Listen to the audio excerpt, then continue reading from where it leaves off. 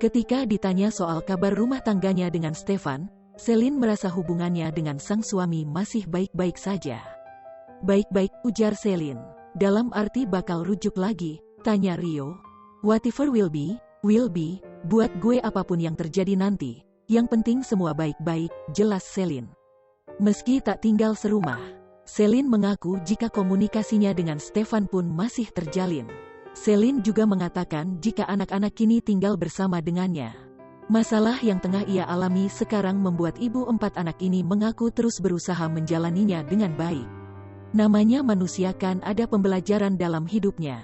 Apapun yang terjadi di dalam hidup lo pasti punya kerikil kecil yang lo hadapi di depan itu, beber Celine.